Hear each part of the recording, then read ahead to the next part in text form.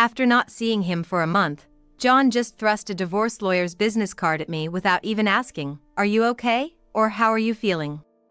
Divorcing a wife who doesn't work. Pay me $1,000 a month as alimony. Sounds good. Take care. John chuckled as he said this. Standing beside him, Emily was wrapping her arm around his, wearing a similar smug expression. Fine, let's divorce then. I said it so casually that John seemed a bit surprised, but he quickly shared a smile with Emily. Good thing John isn't much of a thinker. It makes my plan easier to execute. After the divorce papers got approved, I decided to start my revenge plan on both of them. I will make them cry as a celebration of my recovery.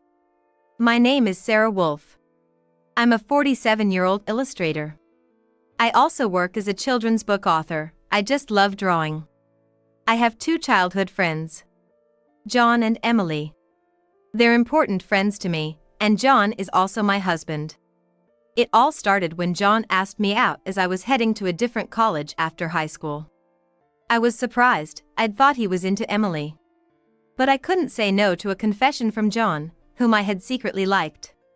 After some thought and consultation with Emily, I accepted John's proposal. Emily's behavior had been a bit problematic since her teens, but she was still a dear friend to both John and me. However, Emily had a tendency to snatch other people's boyfriends and then dump them once they became obsessed with her, causing problems time and again. Her parents were concerned, so John and I often spent time with her to watch over her. John and I got married when we were 25. 4 years later, Emily brought her fiancé into our lives. His name was George, a professional working for a top-tier company. Nice to meet you, Sarah and John. I've heard so much about you. Looking forward to our future together. George was very polite and we all got along immediately. We would get together during holidays and vacations, taking trips or going on long train rides to enjoy some drinks. However, things started falling apart. After Emily got pregnant 2 years into her marriage.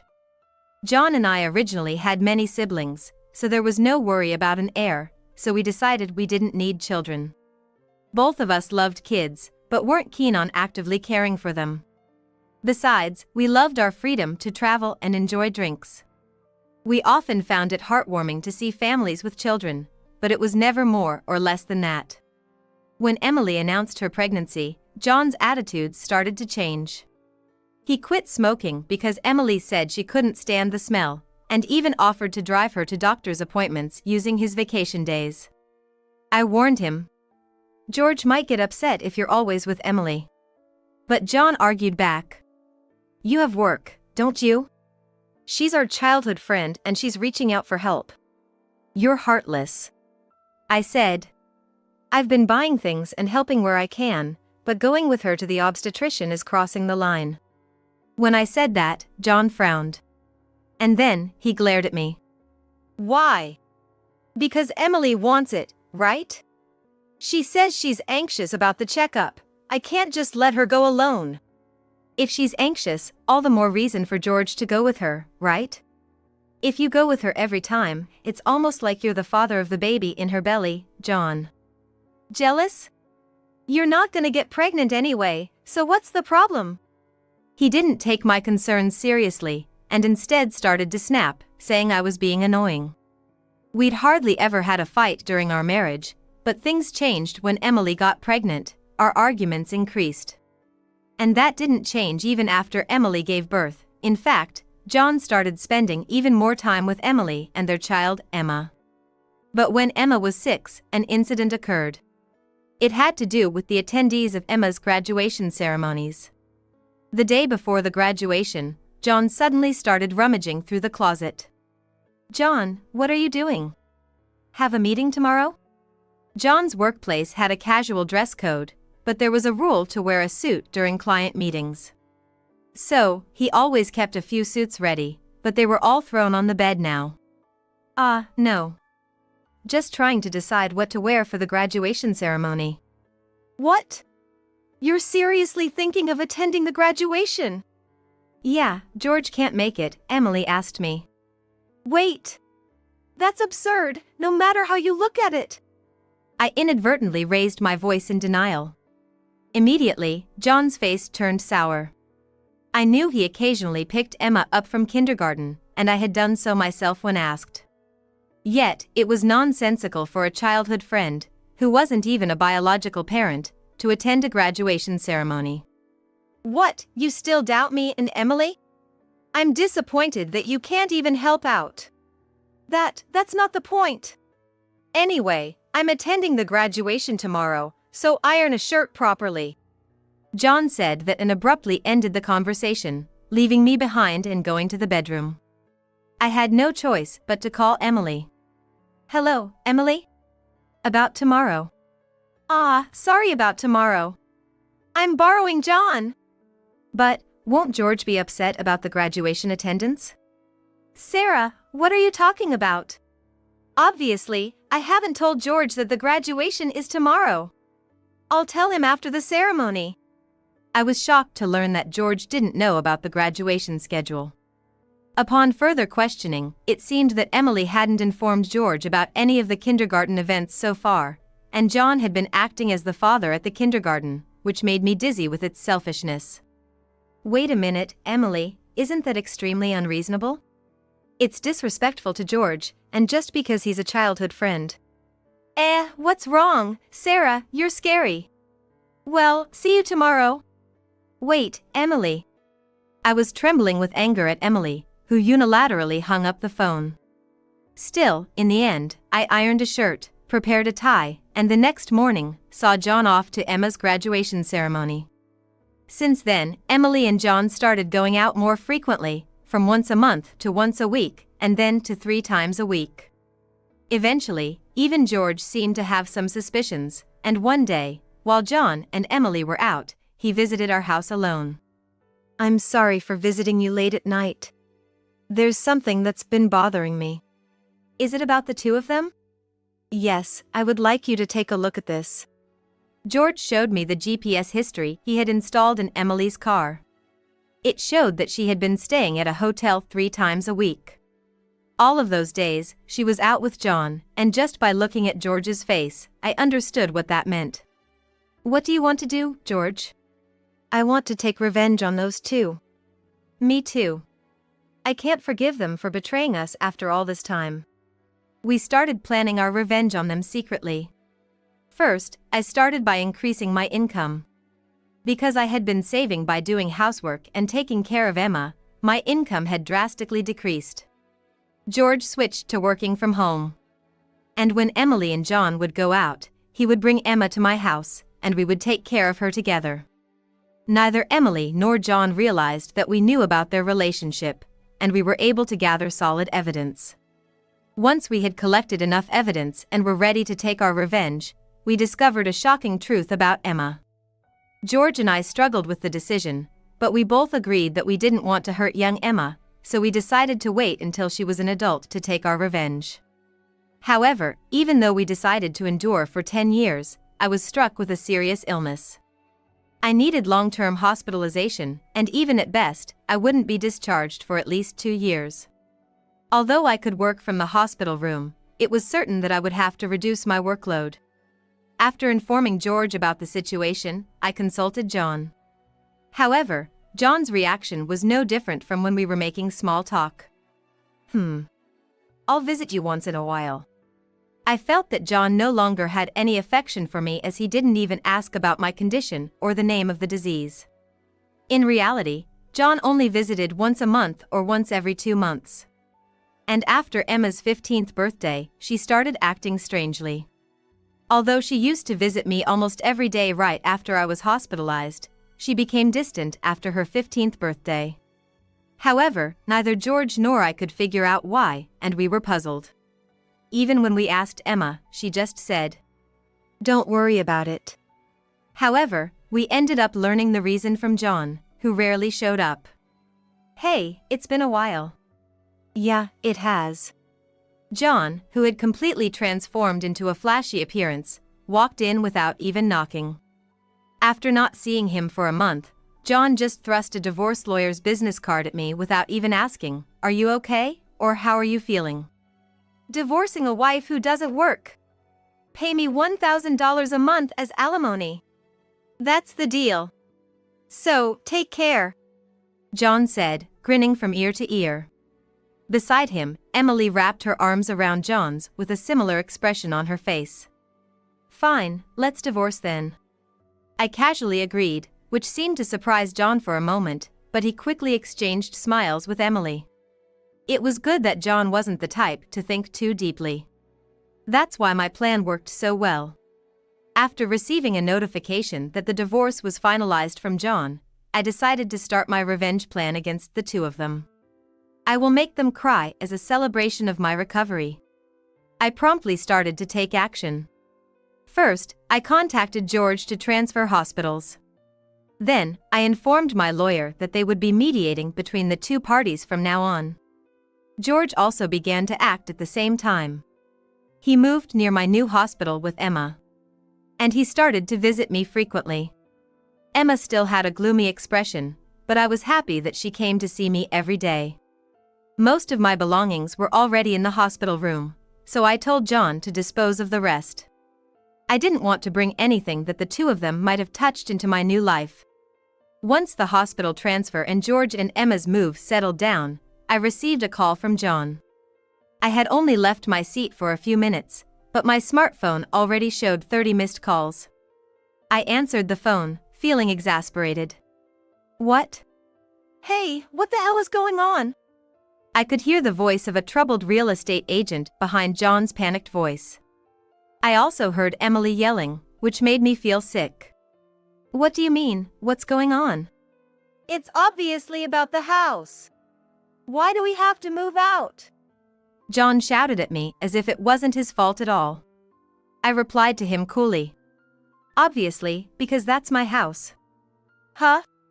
John seemed to have completely forgotten, but the truth was, the house we lived in was a room I rented as a workspace when I started to make a living as a freelancer. At that time, I didn't have enough income to maintain two houses, and John didn't have enough income to live alone. So, he ended up moving into my place. Therefore, John had never paid the rent or utility bills for that room. Although I received some money from him for living expenses, it wasn't enough to maintain the place. Unfortunately, that room was already cancelled. It was far from the hospital I transferred to, so I had processed the cancellation the day after submitting the divorce papers. I didn't inform him because the real estate agent, who knew the situation, said they would contact him. George and Emma suddenly disappeared, and our house was sold. What are we gonna do about our new house? I don't know. Maybe stay in a business hotel for now? As I turned on the speaker and started working, John yelled in frustration. Don't screw with me. However, he seemed to remember something and started speaking in a more soothing tone. Well, whatever. When will you transfer the money? We're running low on cash. What are you talking about? Huh? Don't mess around. I told you to pay $1,000, didn't I? Oh, I don't recall agreeing to that. My nonchalant response was met with incoherent screaming from John on the other end of the phone. Apparently, he thought he could get money from me and had been squandering it. Even if he had $1,000 left, how did he plan to get by for the rest of the month? Hey! Don't just stay silent, say something. There's really nothing to talk about. My retort left John momentarily dumbfounded, but he soon started yelling again. Growing increasingly annoyed, I addressed John in as cheerful a tone as I could muster. Anyway, we're basically strangers now, so please don't contact me anymore. You'll hear from my lawyer. Huh? Lawyer? Hey, wait a minute. I hung up without listening to John's response. He tried calling back several times, but I ignored it, and eventually, the calls stopped. However, angry that I didn't answer, John started ignoring calls from my lawyer. He certainly had a childish side, but I never imagined he'd be the kind of person who didn't mind causing trouble for others. I sighed deeply at John's selfishness. A few months later, after a temporary discharge from the hospital, I visited John's parents' house. In front of me were John and Emily, both looking small and trembling. You telling my parents is a low blow.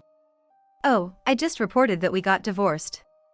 John glared at me in response to my answer, but he shrank back under his father's stern gaze. Actually, I had a great relationship with my in-laws, even visiting and dining with them when John wasn't around. Despite being so well loved, I felt it was wrong not to share the details of our divorce, so I went to visit them. Is it true that you're remarrying Emily? Yes, it's true. Emily, Emma, and I are going to start over as a family. What are you talking about? Your only family is Sarah. She's not my family anymore. John's words made his father frown. With a look that seemed to say, "Give me a break," John shook his head a few times, then handed me a piece of paper. It was a bill from a nearby luxury hotel. What's this? It's the bill from the hotel we stayed at. John, acting as if it was obvious, pointed at the bill on the table, then suddenly collapsed. Ow, what the heck, Mom? I didn't raise you to be like this. My mother-in-law, gasping for breath, was met with a look of disbelief from John. Next to him, Emily wore the same expression. Why are you so angry? It's just that the family is changing because I'm getting married. Plus, you'll have a grandchild. A blood-related one at that. Aren't you happy? You two didn't. My mother-in-law, looking as if she couldn't believe what she was seeing, glanced at Emily, then turned her gaze to me. Both my in-laws understood that I didn't want children and still treated me as their own daughter. Of course, they treated Emily, my childhood friend, similarly, but there was always a boundary between a daughter-in-law and a friend. I remembered Emily often complaining about that. So, I was certain my mother-in-law wouldn't be happy about this situation, and Emily should have known it too. You doted on Emma, right? It'll be your grandchild, so you'll be happy, right? It's because she's a child I've known since she was little. Oh, but half of her blood is from John, right? Even after all this, Emily, showing no sign of remorse and acting as if she couldn't understand the problem, gave me goosebumps. At that moment, someone who had been silent until now spoke up. Enough already. It's disgusting. Huh? Emma? Emma, who had been playing with her smartphone in the corner of the room, spoke to Emily without looking up. The room fell into a stunned silence. My dad is the only one I consider my father. Whether we're related by blood or not, he's the only one. But, you know, John has always been the one to attend your school events. I heard everything from Dad. How he was always informed of the event dates after they were over. How eventually, even the events themselves were kept from him. But Dad always said I was his daughter. So, I am his daughter, and I will never be yours. Emma glared at Emily as she said this. Then, sitting beside me, she switched to a more concerned tone. You know, when I found out about this, I thought you would hate me. But Dad said that wasn't the case, so I came here today. Emma, I love you so much. You were so kind to visit me every day while I was in the hospital. I was really happy. Sarah! Emma, perhaps relieved of her anxiety, teared up and hugged me tightly. It might indeed be a child resulting from an affair between John and Emily. Yet, it's a child I've taken care of for 15 years, there's no way I don't have affection for her. Speaking of which, Emily, weren't you curious why I wasn't surprised when I found out Emma is John's daughter? Ah. Emily looked startled. Before she could speak, a new person entered the room. We knew from the start. 10 years ago, actually. George! Emily started to panic when George suddenly appeared. Understandably so, as she had recently unilaterally demanded a divorce, citing irreconcilable differences. I was shocked when you mentioned divorce. Oh, and unfortunately, you're not divorced yet. The divorce papers are still here. Didn't you notice? What? I figured it wasn't in Emily and John's nature to confirm things, but I couldn't help but be stunned that Emily, despite the 100-day waiting period for women to remarry, hadn't noticed for months. So, Emily is still my wife, and Emma is still my daughter. Well, soon there won't be a wife, though. Wait, What do you mean? A 15-year-old can choose their parent. That's not true. Emma wants to be with Mom, right? Emily said that and looked at Emma. Emma frowned at Emily and held my hand. Emily was speechless at that and glared at me. Then, John suddenly burst into laughter. So that's what it is. You two are together, huh? But too bad, isn't it impossible to live on George's salary alone? Can you stop making weird assumptions? Also, it seems George earns double the amount you think Emily knows about. Huh? It's probably a bluff, lol. Besides, it's impossible for you to work while dealing with your illness. You'll just die miserably somewhere. This time I laughed at John's huge misunderstanding. John, seeing me suddenly start laughing, was getting frustrated. You didn't know about my income, did you? Huh? It's probably just a bit more than a part-time job. No, it's different. My annual income is $500,000. Huh? John's eyes and mouth were wide open in shock. Emily was also stunned. In fact, over the past 10 years, I had become a popular children's book author, and my income had skyrocketed from essays, interviews, and the like.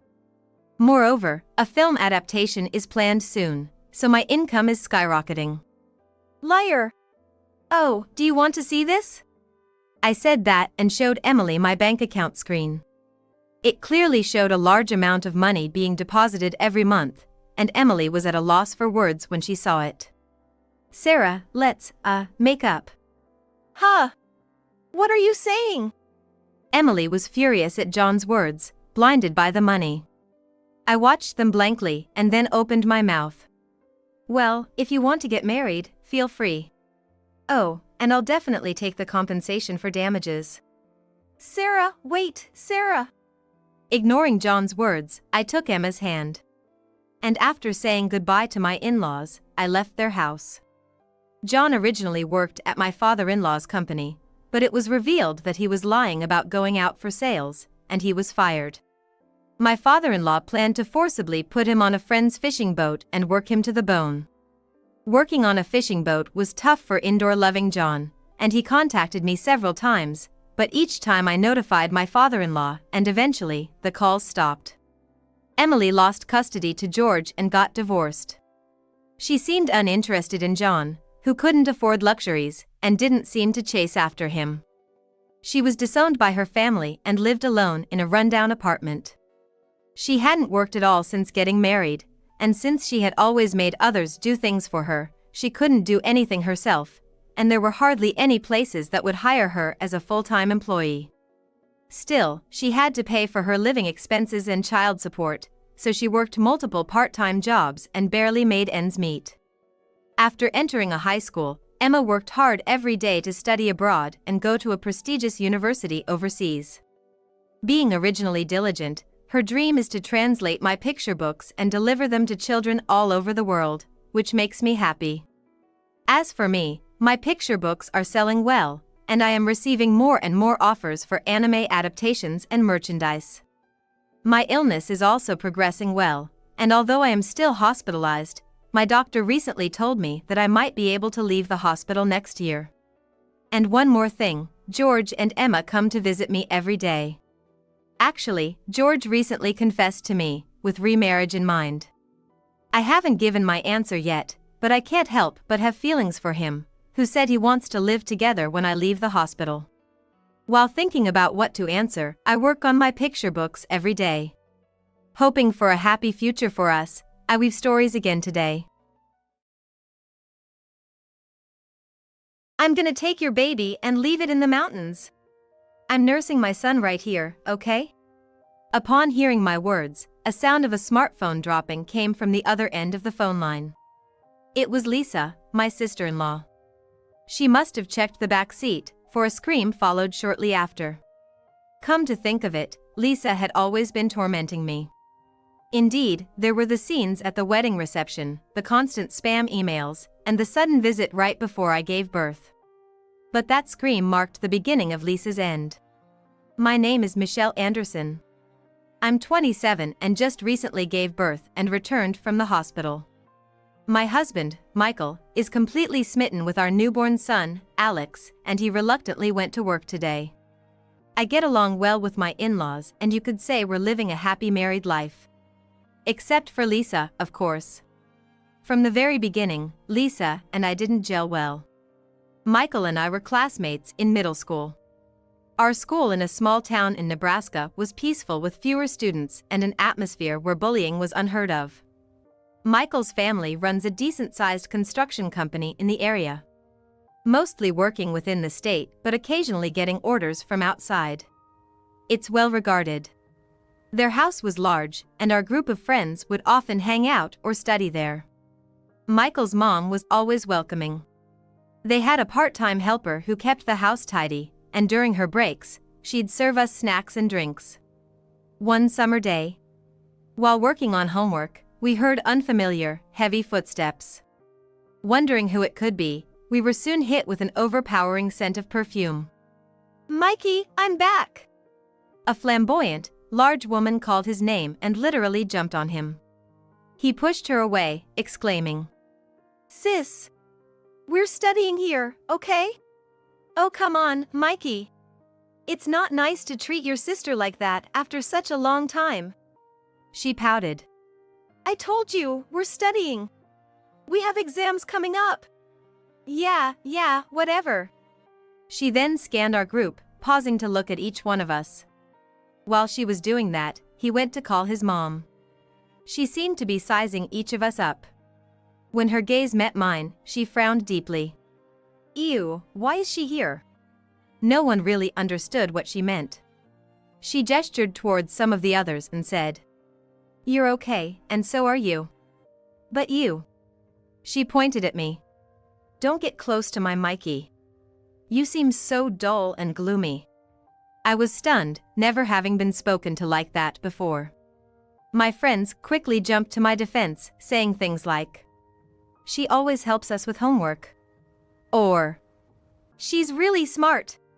What's that got to do with anything? Being around her might make Mikey gloomy too." She waved her hands dismissively at me. She was wearing a dress with too many frills and ribbons for a summer day. And she was quite imposing, especially compared to us middle schoolers. "I'm leaving." I didn't listen to my friend's pleas to stay and hurriedly left, hearing Lisa's amused laughter behind me. That day, I got an apology call from Michael.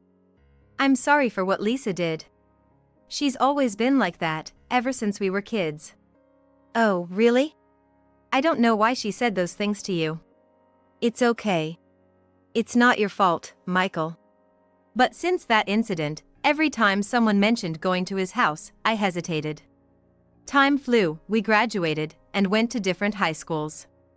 Our group drifted apart, and I lost touch with Michael. I bumped into him again when I moved to New York for college. After the orientation, as I was wandering through clubs trying to decide which to join, someone suddenly grabbed my arm.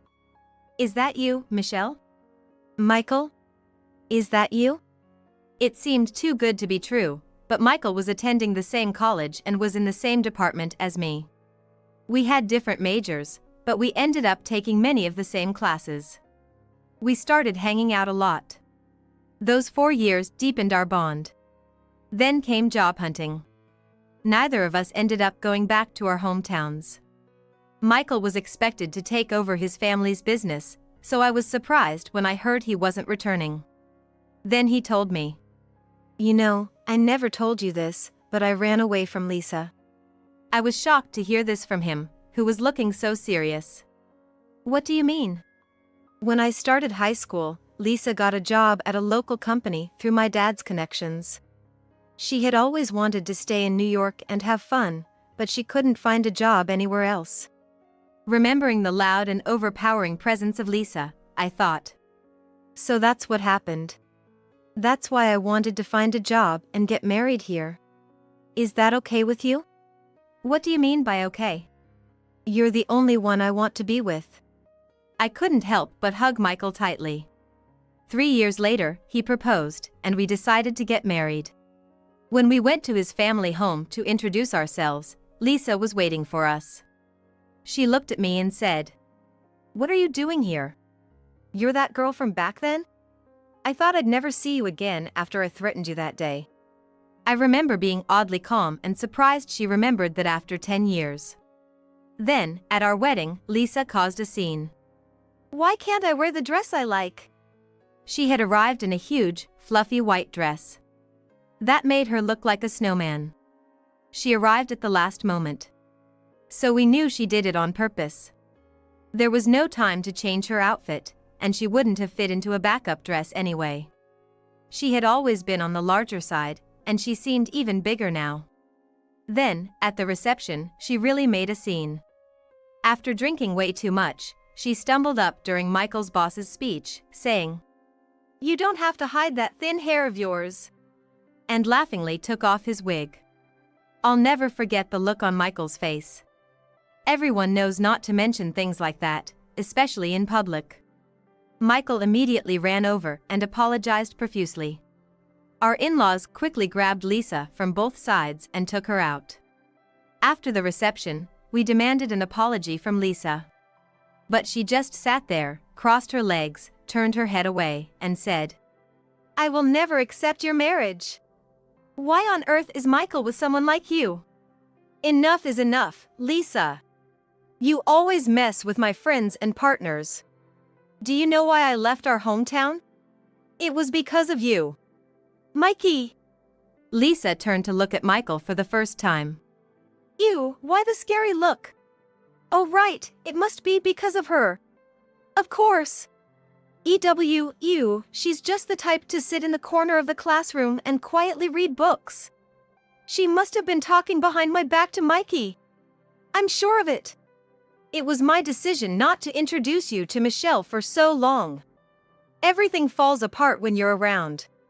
The reason I didn't make the varsity baseball team in high school was my own lack of skill. Yet you still went to confront the coach, and after that, I couldn't stay in the team. You remember that, don't you? But that's not true. It's awful that the coach doesn't recognize Mikey's talents. You are meant to shine. I've always supported you that way." My father-in-law sighed as he looked at Lisa, who was shouting hysterically. However, after a while, he got up, grabbed her hand, and said, "Lisa, get ready quickly. We're giving up the room you're living in now." "What are you talking about?" "Just now, there was a call from your company. That person has been an important contact of yours, having been associated with your company's deputy director for a long time." "What?" Lisa's astonished voice echoed throughout the room. "So, you were rude to him. You know what that means, right?" He was quite angry, but he said he'll continue doing business with the company in exchange for firing you. I let you live on your own because you said you're working, but that's over. We won't let you out of the house so easily. And we're gonna put you to work hard here." My father-in-law's stern voice was a relief to Michelle and Michael. "You too, live your life without any worries. Don't worry about the company. Even if you're going to take over, it's still a long way off." Their parents' words were reassuring. However, that was not the end of it. Every day, my phone received harassing calls and a barrage of emails. When I checked her messages during my break at work, I saw a list of comments like, "Because of you, Mikey doesn't come back to his hometown. Mikey is mine. He should always be at home with me. You're not fit to be Mikey's wife. Persuade Mikey to come back." I was seriously considering blocking her number. But then I was overwhelmed by the fear that she might just show up at my door if I did. Around that time, I often felt sick. So, I just let the calls go to voicemail and ignored the texts. Then, I found out I was pregnant. With the persistent nausea, it made sense. When I informed both my parents and Michael's parents, both families immediately congratulated us. "So, where's Lisa?" "She's out right now. Don't worry, I plan on keeping it from her as long as possible." Over the phone, I could hear the weariness in Michael's mother's voice. "Thank you. How is Lisa doing there?" "Well, she's still not back. Every day after work, she's out somewhere in her car. How's the work at your husband's company? Michael's mother sighed deeply. It's a mess. Lisa doesn't even try to learn the basics of her job, and it seems she can't. I was shocked to hear that. And lately, she keeps saying this, that she was deeply hurt by what was said back then. She became depressed and doesn't want to go to work. Even when I tell her to see a doctor and get a note, she says she's too depressed to move. Although I send her off, I've heard she often skips work without notice. But she drives around a lot, right? Yes. She's unpredictable, but I'll make sure she doesn't come bothering you during your crucial time. Thanks to Michael's mother, I didn't face any surprise visits from Lisa while I was home. However, I continued to receive a barrage of emails from her. When are you gonna divorce? You should leave. You're just holding Mikey back. This child looks just like Mikey's first love, completely different from you. Looks like me, actually. The messages were repetitive and draining. I had another issue too. The morning sickness hit me early and hard. Michael was concerned and suggested I take an early leave from work and return to my parents' house. But isn't my parents' place in the same school district as yours? I fear Lisa might show up any day. Michael pondered over this and then called his father. He replied, "All right, since Lisa can't seem to hold a job anyways, I'll force her to join me on a long-term project." Is it far this time? It's nearby, but on an island. So, she can't return without my permission. It was reassuring to hear that. I expressed my gratitude to Michael's parents and decided to return to my parents' house. Upon visiting Michael's family home, both my father-in-law and Lisa were out, making the large house seem lonely. It's okay. We're relieved without her around. It seemed they were tired of their daily life with Lisa. However, close to my delivery date, a shocking event took place. Michelle! Why are you here? Lisa was banging loudly on my parents' door. At that time, my mother had gone out shopping. I checked all the windows to make sure they were locked. Everything was sealed tight. As long as I didn't go out, I'd be fine. But then, there was a loud crashing noise. Through the living room curtains, I could see a figure. It was Lisa. She was holding a metal baseball bat and stomped her way into the house, shoes on. There you are! I knew you were home, Michelle. I grabbed my phone and made my way to the front door. Lisa seemed to have predicted my move as she quickly closed in on me. I knew I was in danger and tried to rush upstairs. But at that moment, I felt a terrible blow to my back. Lisa had struck me right in the middle of my back with the baseball bat she held. Ouch! But I couldn't just stand there. I choked on the impact, feeling a rising sensation from my stomach, almost like nausea. Still clutching my belly, I began to climb the familiar stairs, trying to move as swiftly as I could. Wait up! Lisa shouted at the top of her lungs. No way I was waiting. My destination was the room on the second floor I'd used before going to college. I've been living on the first floor since I came back home, so I don't usually use it. But in there, I can lock the door from the inside. Lisa, groaning, followed with heavy steps, laboriously making her way up our winding staircase. She paused midway, catching her breath. I took this chance and darted into my room. I locked the door and dragged a table in front of it for extra security. Relief flooded me, and I slumped to the floor. That's when I noticed the carpet was damp. My water broke! I realized this and felt my body shivering uncontrollably. Oh no, not now. On the other side of the door, Lisa had caught up. She was pounding on the door with the bat. Each thud was heavy, a testament to her strength, and random thoughts raced through my head. Then, "Hey! What the hell?" I heard my mom's voice from outside the window. She's back, I thought, relieved. But I couldn't let her in. It's too dangerous. I called my mom on my cell. Michelle! Are you okay? This shattered window! Mom. Call 911. Get an ambulance and the police. You mean the police, but an ambulance? Don't tell me. Yes, that's right, my water broke. But I'm trapped upstairs. Hurry, but don't let Lisa see you. She's got a bat. I managed to say this before I fainted from the stress. When I came to, everything seemed to be over. I felt strange and my head was foggy. Michelle, thank God you're awake.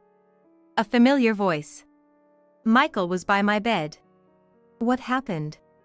Then it hit me. My stomach. Michelle, when they brought you in, things were looking dire. They had to perform an emergency C-section. My baby? Where's my baby? He's fine. A healthy baby boy. Thank you. We'll go see him together later. I took a deep breath of relief. And? Ouch! You can't do that. The doctor said you have a pretty bad fracture. I shivered. Was it when Lisa hit me? Did the bat strike my ribs? Thank God it wasn't the baby. I truly felt that from the bottom of my heart. Michael then apologized. I'm sorry. Huh? Why are you apologizing?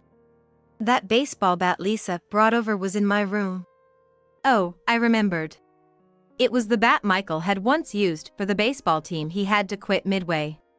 I shouldn't have left it where she could find it. It's not your fault. If she hadn't found your bat, she probably would have taken Dad's golf club. That's when it hit me. What happened to Lisa? Well, she was caught red-handed breaking the windows of your family home. I thought Lisa was supposed to be on a work trip to the island. It seems she overheard a phone conversation between my father and me. About my pregnancy? Yeah. She must have figured out the timing of when she was brought to the island for work and lost her cool. We'll need to cool things down for a while. I felt relieved after hearing that. The next day after we were discharged from the hospital, my son, Alex, was as lively as ever, and he was now breastfeeding. I was gently stroking Alex's back when my smartphone rang. It was Michelle. I thought about ignoring it, but the call continued longer than I expected. However, after the 40th ring, I decided to answer, "Hello?" Finally. Why did you take so long? How long did you plan to make me wait? Another noise overlapped with her voice. Stop that! Ugh, it's so loud! Hey, Lisa. Do you have a baby with you? What I heard next was indeed the voice of a baby. That's right. I took your son. But he's so noisy, crying nonstop. I was confused. Why would there be a baby there? Ugh. I thought I'd take him home and raise him my way, but he's so loud. I quickly reached for the home phone. Hello, is this Michael's mom? Why, what's up? Is Alex okay? Yes, but... Isn't that Alex crying? Lisa was still making a racket in the background. It seems my mother-in-law heard the noise. Whispering, I asked, "Do you know where Lisa is right now?" Huh? She's been quiet since the police handed her over.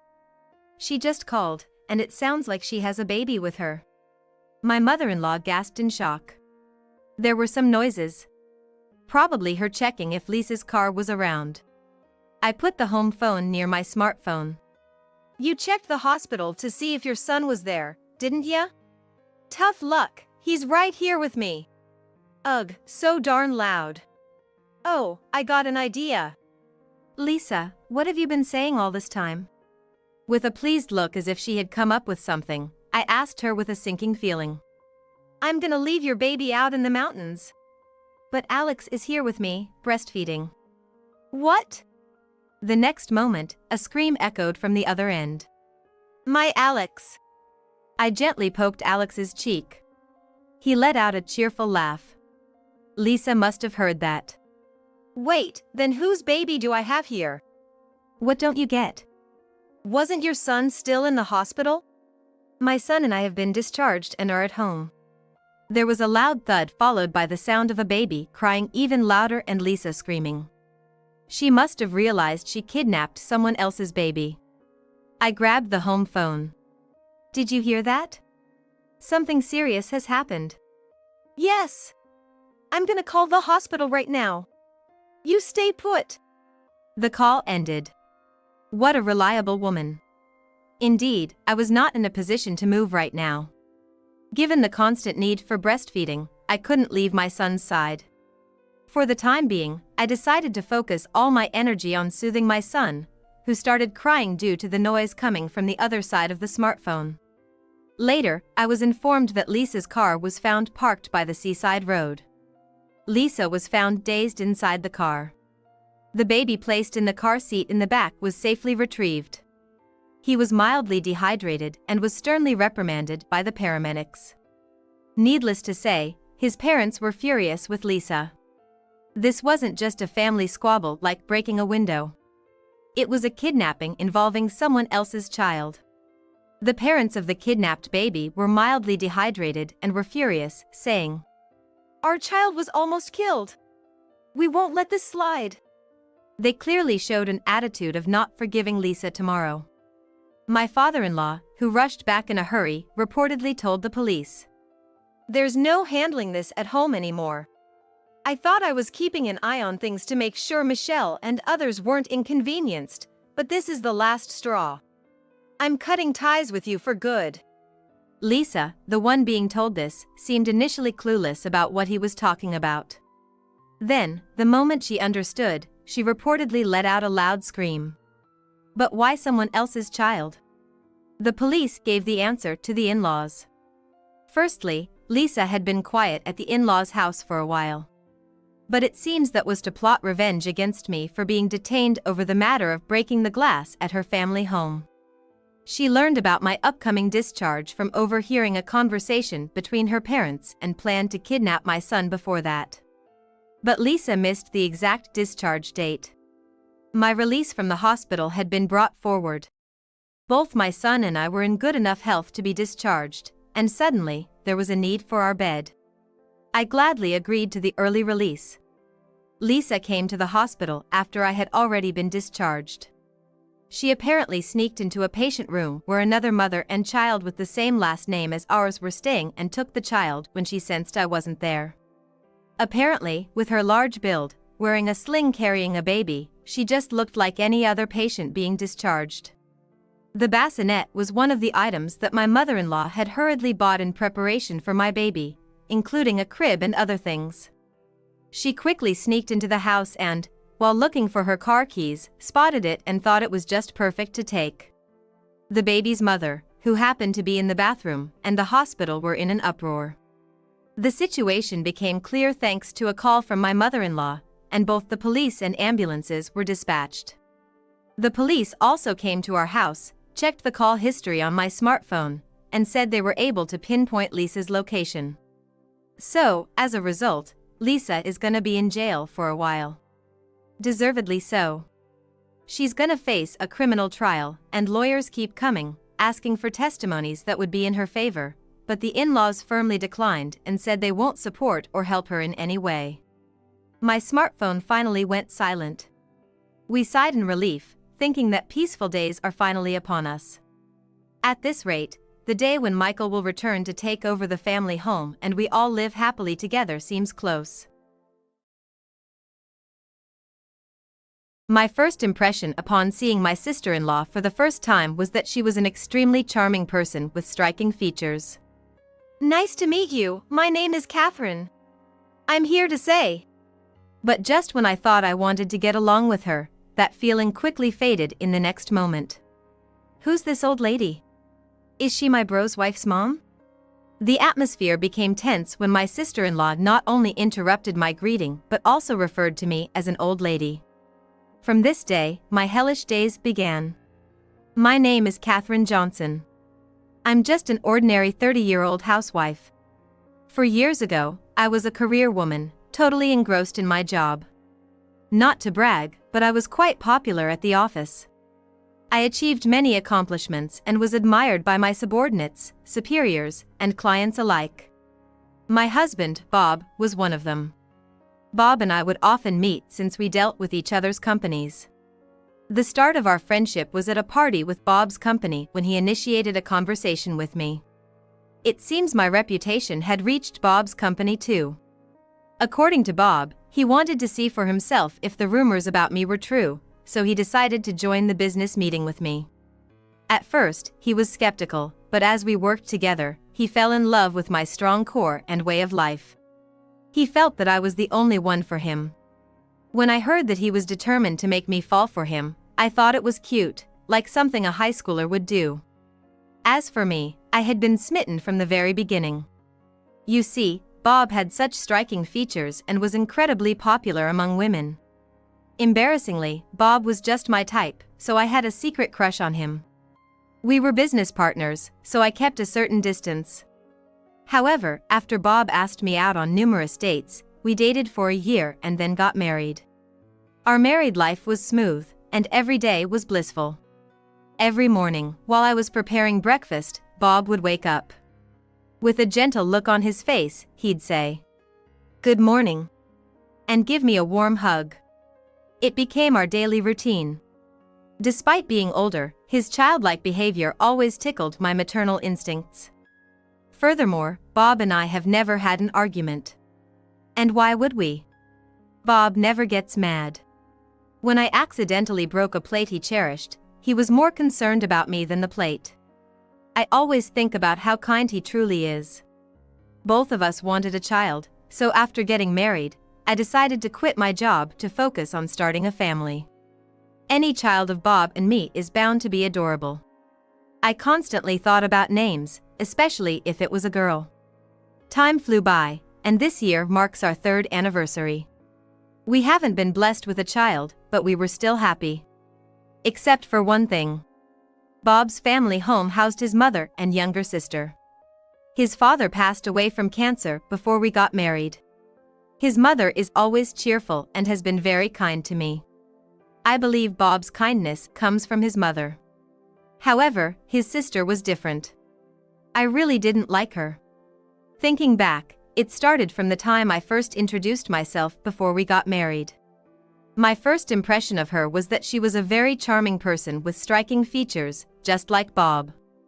I had briefly thought I wanted to get along with her, but that feeling vanished in the next instant. Nice to meet you, my name is Catherine. I'm here to say. Who's this old lady? Is she my bro's wife's mom? Not only did she cut off my greeting, but the atmosphere went cold in an instant when my sister-in-law called me an old lady. My sister-in-law didn't greet me back, so Bob stepped in to introduce me. With a sarcastic tone and looking directly at me, she feigned surprise and asked, "How old are you?" I replied, 27. No way, seriously? That's hilarious. I thought you were like 50. You really look old. That was way out of line. I genuinely doubted if this girl was Bob's sister. She blatantly stared at me from head to toe, sizing me up. I just watched her in silence until she furrowed her brow. Whether she disliked my face or my attitude, I couldn't tell, but she kept making snide remarks about my appearance. "Your clothes are so out of style, you're overweight, your nails are unkempt." And more. After a while, I just stared down at my own feet. Bob's hands trembled with rage, while his sister laughed continuously. Then, Bob snapped. Something he rarely does. "Hey, what the hell are you saying? That's extremely rude." She responded with, "Ugh, what? You're so annoying." Totally killed the mood. She's just plain nasty. And she would make these same types of snide comments to Bob and their mother. They had put up with her behavior for years without expecting any change in her attitude. Both Bob and his mother apologized to me later. They weren't at fault, so why were they apologizing? I felt sorry for them, but at the same time, I harbored anger towards the sister-in-law for making such remarks to her own family. To minimize contact, I decided not to visit Bob's family home anymore. I heard about the sister-in-law through their mother, but she never caused any harm to us, so I went on living my life peacefully. Then, one day, an incident shattered my happy daily life. Catherine, Bob, I have a favor to ask. I'm planning to move to a senior housing facility with assistance in 6 months. Can I stay with you until then? Bob's mother had injured her back. No surprise there. It's clear that the sister-in-law is to blame. Their mother already had a frail back and had trouble even carrying groceries. Yet, the sister-in-law who lived with her wouldn't lift a finger to help and would even make her mother carry her shopping bags. That's the level of her selfishness. It's inevitable that the mother's health would deteriorate. I just can't understand why the mother doesn't just kick her out of the house. Is it because she's her daughter? Maybe, no matter how bad the child is, a mother's love knows no bounds. I'm all for living with the mother. But that's only if it's just her. If we live with her, it means the sister-in-law comes with the package. Accepting it was the last thing I wanted. But, I was concerned about the mother's health, so I felt I had no choice but to accept the sister-in-law moving in too. Just as I had expected, living together was hell. From morning to night, the sister-in-law would only spew venom. Especially at me. When I cooked, she'd comment, "This tastes so bad. How can you even make such trash? You're weirdly talented." And then she'd ruthlessly throw the food in the trash. Whenever I folded her clothes, she would always find something to complain about. Sometimes she'd even say things like, "You need to iron this properly." Her attitude was like a rebellious teenager. In fact, she never even mentioned anything about how I folded clothes or ironed them. The sister-in-law has a habit of twisting words to fit her narrative. When cleaning the room, I have to be thorough, especially in the corners. Otherwise, the sharp-tongued comments from my sister-in-law start. "Hey! There's still dust over there. You know, you're pretty much the maid here, so do it right. You're so useless." Even though my sister-in-law doesn't lift a finger, she's quick to point out any flaws. I silently wonder when I'll escape this hell.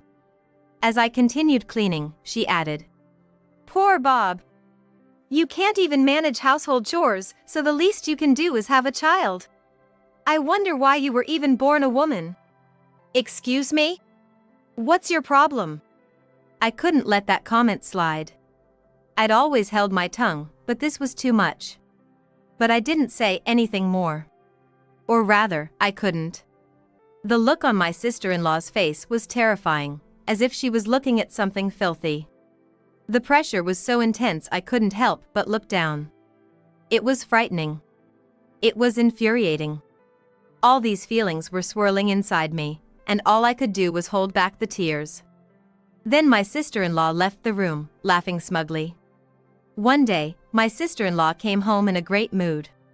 When my mother-in-law asked why, my sister-in-law eagerly began to brag. Apparently, her boyfriend had proposed. She boasted that he's tall, handsome, and earns a high income. She immediately approached me and brought up my inability to have children. "While I'm on top of the world, losers like you should fulfill their roles as women by having kids." She laughed at me with that familiar, mocking tone. It was shocking. She didn't have to say that in front of Bob and my mother-in-law. Bob got angry at my sister-in-law's comments, but she wouldn't listen. Suddenly, I felt nauseous. With tears in my eyes, I rushed to the bathroom. From behind, I heard her say, "Pathetic." But I felt so sick that I didn't care. From the living room, I could hear Bob and my sister-in-law arguing. My mother-in-law was beside me, patting my back, and said, "Children are a blessing. It's up to you and Bob to decide the pace." She comforted me with tears in her eyes. I wished from the bottom of my heart that my sister-in-law would get married and leave as soon as possible.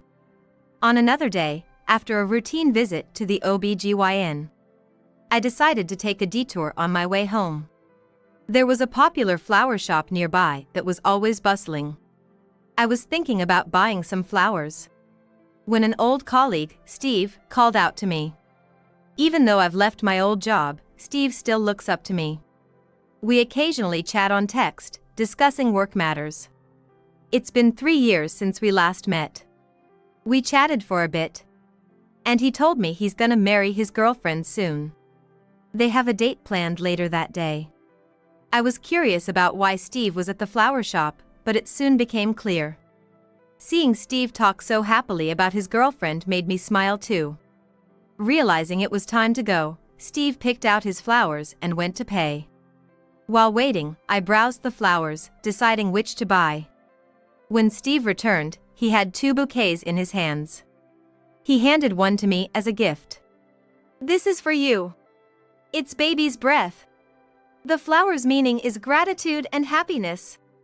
I've always been grateful for you, Catherine. Please continue to be there for me. Saying that, Steve headed toward the train station. Gratitude and happiness, huh? Never having chosen flowers based on their meaning, I thought Steve was a warm-hearted person. I hurried home. I wanted to tell my husband about today's events as soon as possible. When I got home, my sister-in-law wasn't there. It seems she had gone out. I placed the baby's breath in a vase and prepared dinner with my mother-in-law. It felt peaceful and joyful to have some time, just the 3 of us after so long. With my sister-in-law gone, my mother-in-law was watching her favorite TV show that starts every day at 7 p.m. That night, I told my husband about the day's happenings, and we both went to bed with smiles on our faces. The next day, my sister-in-law came home in the morning. She had a bouquet of roses in her hand, which she suddenly threw at me. She said, "Put these in a vase," and then went to her room. I tried to put the thrown bouquet into a vase, but most of the flowers were broken or the petals were torn, so they ended up in the trash. I wondered how roughly she had handled them. I began to feel sorry for my sister-in-law's boyfriend.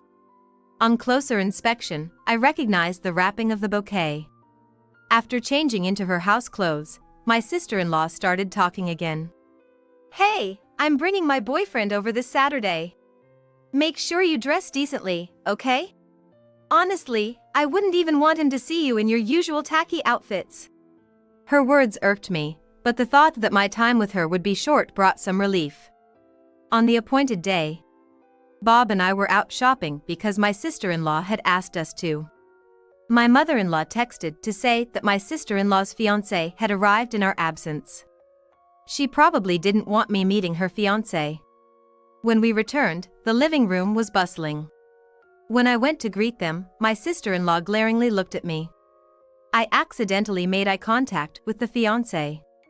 After a brief mutual gaze, my sister-in-law, seemingly disliking it, said, "Don't just stand there.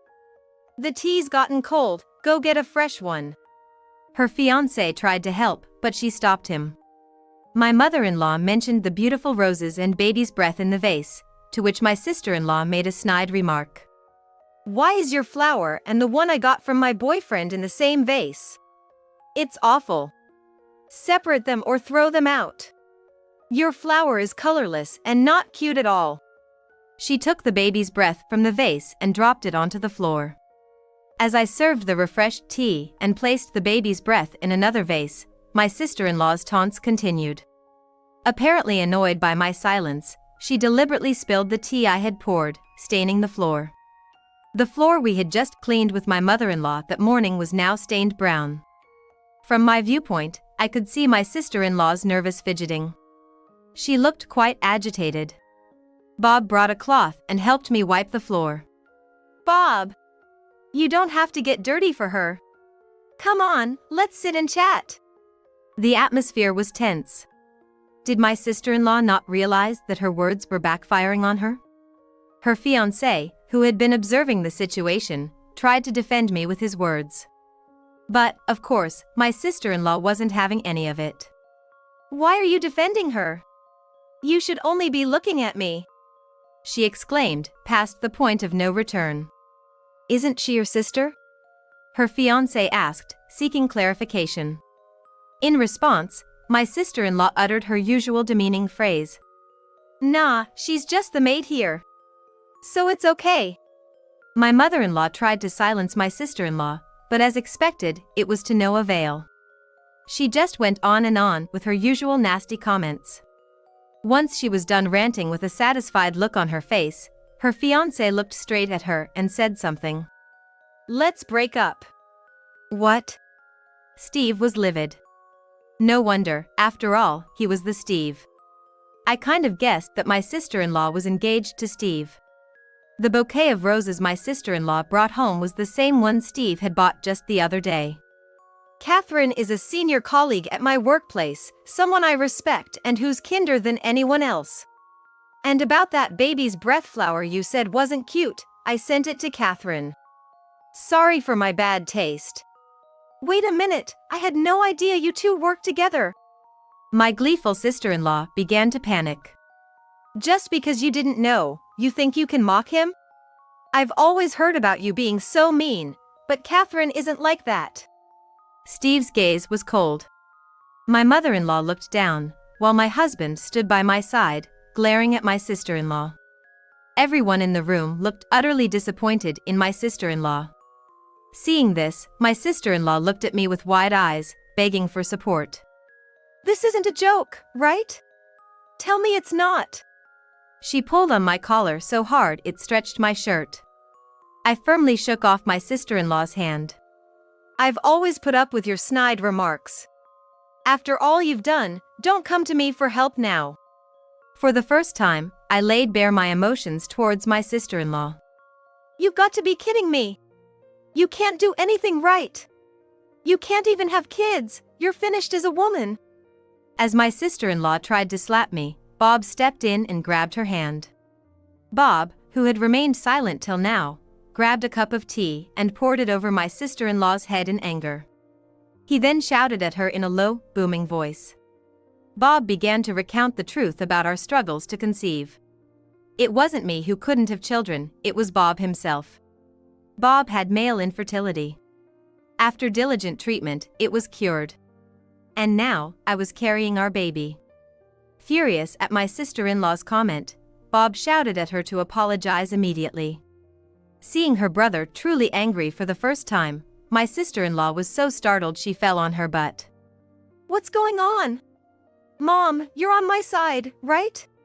My sister-in-law tightly grasped my mother-in-law's hand, clinging to her leg in a comical manner. But she was shrugged off. I'm done with you. I've let a lot slide because you're my daughter, but I've reached my limit. Leave this house now. You're the worst daughter. You ungrateful brat. My sister-in-law, thinking her mother was her last ally, was abandoned by even her. Clearly, even she was taken aback by this. She ran to her room, crying. Steve said he would contact us later and left the house. My mother-in-law hugged me and said, "You endured so much, you did well," while patting my head. My mother-in-law, hearing for the first time that I was pregnant, cried with a smile saying, "Why didn't you tell me sooner? Congratulations."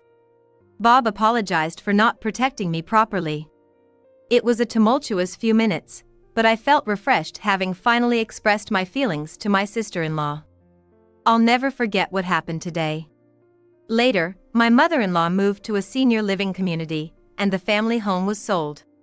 Bob and I decided to move closer to my mother-in-law. We wanted her to watch our child grow up. I haven't heard anything about my sister-in-law since. After that, Bob dragged his reclusive sister out of the room and forcefully threw her out of the house, belongings and all. No one has been in touch with the sister-in-law, so nobody knows where she is or what she's up to. I got a message from Steve via text that he had sent a letter and some flowers. A bouquet of baby's breath had just arrived in the mail. I put the bouquet of baby's breath into a vase and started reading the letter. Catherine, I'm so sorry for my late response. How have you been feeling? Congratulations on your pregnancy. It was such unexpected happy news that it even made me happy. The letter went on to discuss his relationship with the sister-in-law after that incident. It seems that Steve and the sister-in-law had met once after the event. This was because it later came to light that the sister-in-law had been two-timing. Steve found out when the other man she was seeing contacted him. Since then, he's cut ties and they're no longer in touch. If they had gotten married, he would have surely regretted it. The letter was filled with his gratitude. I should be the one thanking Steve, but he really is a sincere young man. I truly hope he finds happiness. The end of my sister-in-law, who bullied me relentlessly, was unexpected. Through these events, I realized how one's actions, good or bad, come back to oneself based on how you treat others. I hope my child will be filled with compassion and understanding.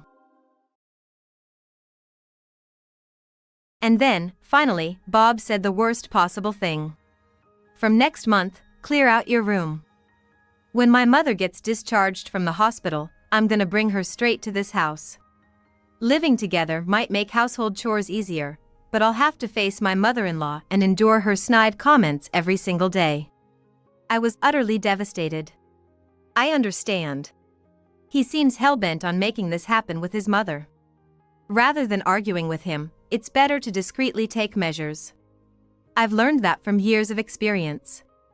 Bob left, not suspecting a thing, and seemed quite pleased. Everything's going according to my plan. It's so simple it's laughable. A few hours later, after tidying up and taking a break, my phone rang loudly. It was a frantic call from Bob. Hey, what the heck? The house is empty. I am Catherine Rose, a 45-year-old working mother and hold a managerial position at a publishing company. I have a husband and 2 kids. A typical American family. When I got married, the idea of balancing work and family was just beginning to gain traction. It was an era when it was common for women to marry and become homemakers. Bob had allowed me to work. In return, I've given my all to both my job and household chores. After having kids, I've been fully committed to raising them as well. But lately, I've been feeling overwhelmed. My mother-in-law, Mary, who was initially against me working, has started to complain recently. When are you gonna stop this job nonsense? Leaving your husband like that, you're such a terrible wife. Back in our day, the job came second, our main duty was to dedicate ourselves to our homes. I've been working hard in both my career and home, raising the kids and managing household chores. I always thought of it as repaying the kindness Bob showed by supporting my career. Perhaps seeing my dedication, both my daughter and son help around the house. My daughter does the laundry and ironing, while my son takes care of the bath and fills the tub every day. When I come home, I just have to prepare the meal and clean up. I'm so grateful to my kids, but even though we're both working, Bob doesn't lift a finger. I've asked him to help out several times. But Bob's answer was always the same. Catherine, I let you keep working, didn't I? You're trying to skip out on your wife duties and make me do the chores because you want to have an easy life? Quit playing the victim. And every time, my mother-in-law would tattle on me, and I'd get an earful from her. Bob's the breadwinner of the family, you know? And you're trying to make him do house chores? What are you thinking, Mary? This is why it's never good for a woman to work. Be grateful I even let you work. Understand your place. Lately, perhaps she's bored, but almost every night she calls with these snide remarks. It's become so frequent and unbearable that both my kids and I are fed up. My kids have even started pretending they are needed somewhere else to hang up the phone. Sure, I'm grateful they let me continue working, but why all this hostility? I've been the one handling both the household chores and raising the kids. She should know how hard it is to juggle both roles. What more does she want from me? Right now, I'm under so much stress. The only saving grace is that my kids are on my side. The root cause of this is Bob's salary. Truth be told, Bob's pay isn't that great. It would probably be considered on the lower end. He had a tough time finding a job, and eventually landed one at a small company thanks to a family connection. If he'd shown some initiative, I wouldn't have cared about the low salary and would have supported him wholeheartedly. But Bob got down on himself because of the way he got the job. I should have been working at a bigger, more renowned company. In the beginning, he used to mutter things like this. He only ever did the work given to him, never striving for promotions or looking for new job opportunities. Someone truly capable would have studied on the side, or honed their skills to find better job opportunities. But Bob didn't, so he only ever got raises based on seniority. His performance-based bonuses were always the bare minimum. On the other hand, the company I work for is a nationwide corporation that had parental leave policies in place early on. It felt the effects of the economic bubble, but it's a reputable company that's managed to avoid major salary cuts. What's more, I've climbed up to the position of manager. I've successfully handled a significant number of contracts and projects. Naturally, I earn considerably more than Bob. I'm even covering our kids' expenses, using my paycheck to set aside money for their college funds. I've taken full advantage of the benefits of working for a large corporation.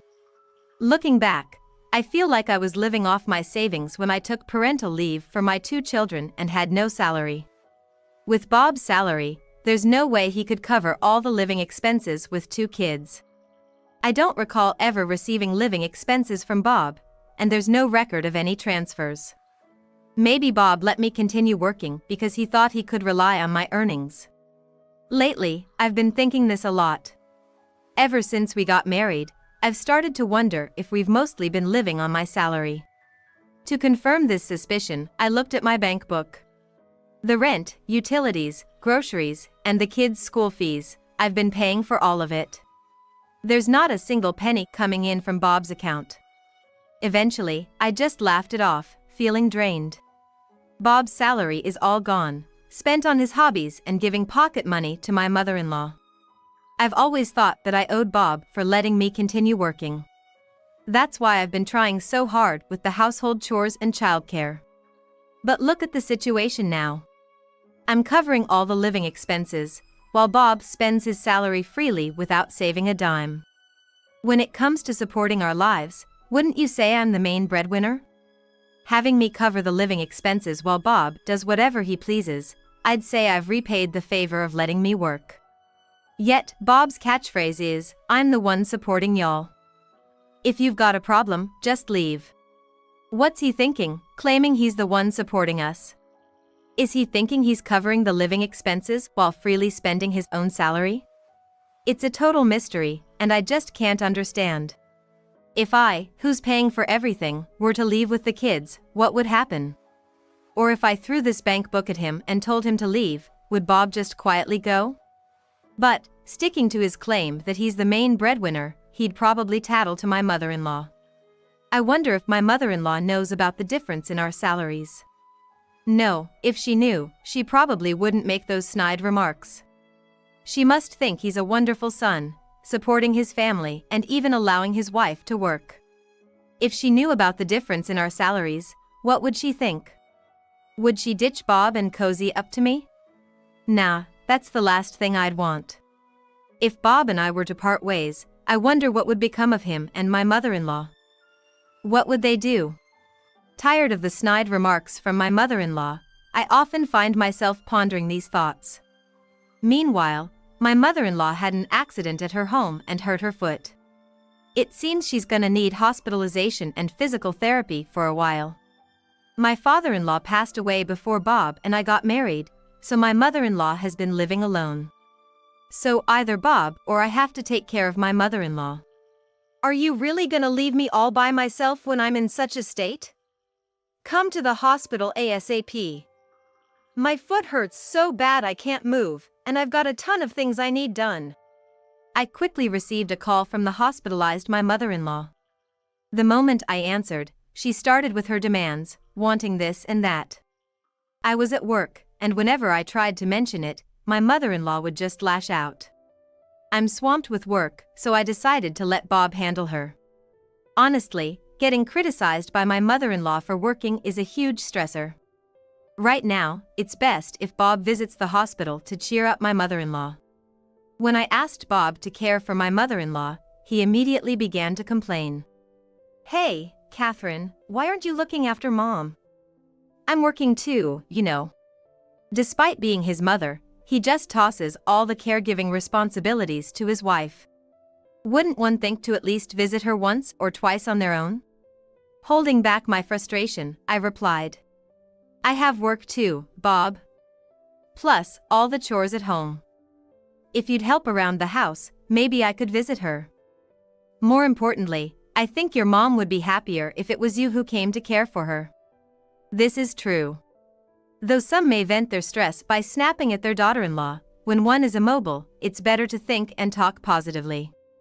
So, I kept finding reasons to avoid caring for my mother-in-law. Instead, I would neatly wash and fold my mother-in-law's laundry and pack it in a bag. If my mother-in-law asked for something specific, I'd buy it after checking the name of the products she requested. Even if Bob took credit for those things and I got the blame, I didn't mind. I just didn't want to hear my mother-in-law's snide remarks. Thankfully, it seems my judgment was right. My mother-in-law greets Bob with a big smile every day. Apparently, for a mother like my mother-in-law, nothing beats the joy of being cherished by her son. Having her beloved son around must feel much better than dealing with a daughter-in-law she'd want to make sarcastic comments about. Every day, it seems like she waits for Bob to come home from work. She must be really focused on chatting with Bob. She even hands Bob a shopping list note, and she hasn't called me since the first time she was admitted to the hospital. Seeing my mother-in-law's smiling, Bob probably feels he's being a good son. Even after he gets home, he's in a good mood.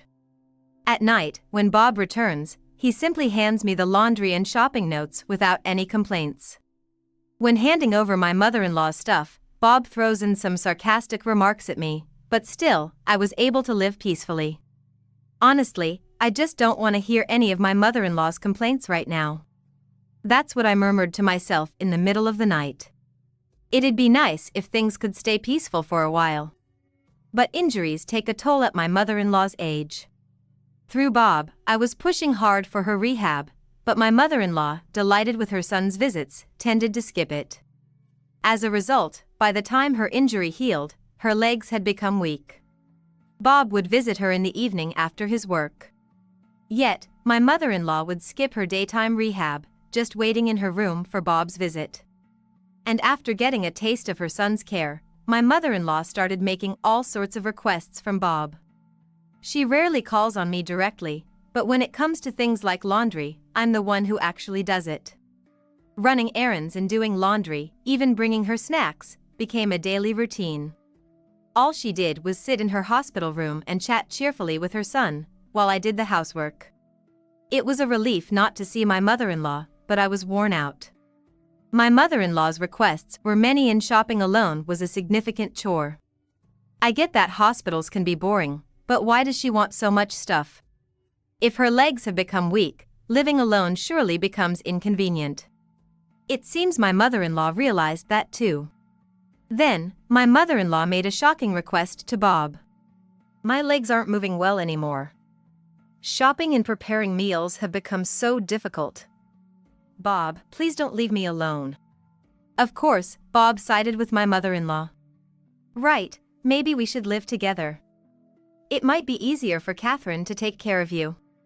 The two of them were moving in the direction of living together without consulting me. And then, Bob broke the worst news to me. I'm gonna be living with my mother starting next month. Clear out your room. When she gets out of the hospital, I'll bring her straight here.